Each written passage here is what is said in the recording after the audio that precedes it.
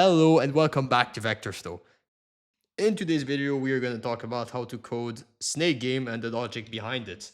As you can see, this is my version of the game in C, and I will be linking a code in C, C++, and Python for this game in the GitHub in my bio for those who want to check it out and code along.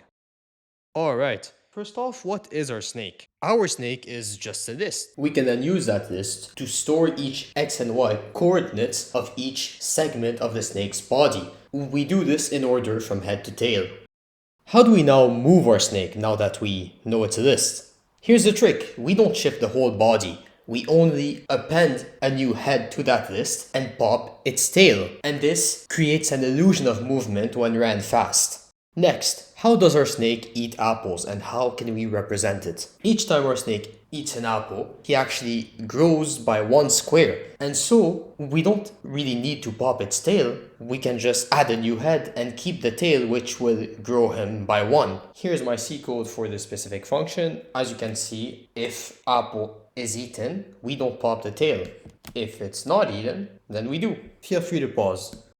We now need to spawn the apples for the snake to eat, and this is very simple. We generate two random numbers for x and y, its coordinates, and we then check if it does not overlap with the snake. If that's true, we spawn the apple. If it isn't, we generate two new random numbers until we get one that fits. Here's the code for the generate apple function, which you can pause and try to understand.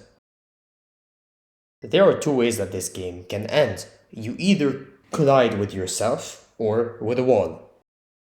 So first, how do you check if the snake hit its own tail? Here's the code. As you can see, we just check if one coordinate is found in the snake two times, which would mean that two of its squares, of its body parts, are at the same place at the same time, which would indicate a collision. And here's a chunk of the code of the foot game loop that handles if you hit a wall, which just compares the x and y chords to 0 and the full length of the grid side, which would mean that you're either too far to the left, to the right, up or down, which would mean you went out of bounds.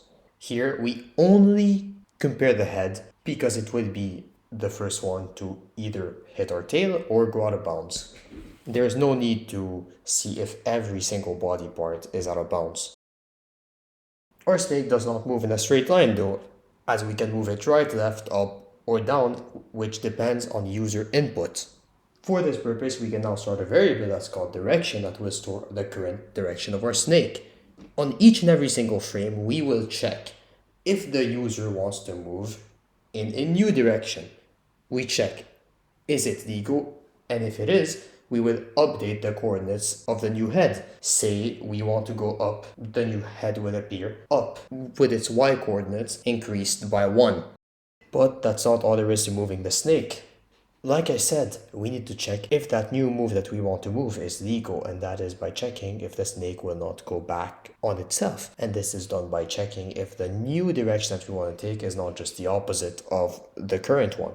So if we are moving left, we can't go right, we need to go up and then right, because going left straight up would just cause our snake to go back on itself and die.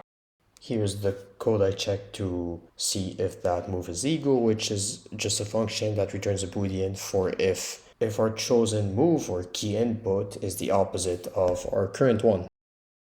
We can now chain the whole thing into a big game loop. First off, we check user input, up, down, left, or right. If there is no new input, we keep the last direction. But if there is new input, we have to check if it is legal. Once we know if it's legal or not, we can then check if the game is over, if the snake hit his own tail or hit a wall. And if he didn't, we can now update the snake. We also check if the snake has eaten an apple. If he has, he grows by 1. And we respawn the apple at a new random location. If he doesn't, we just keep the apple where it is and its tail gets popped, so the snake will stay the same length.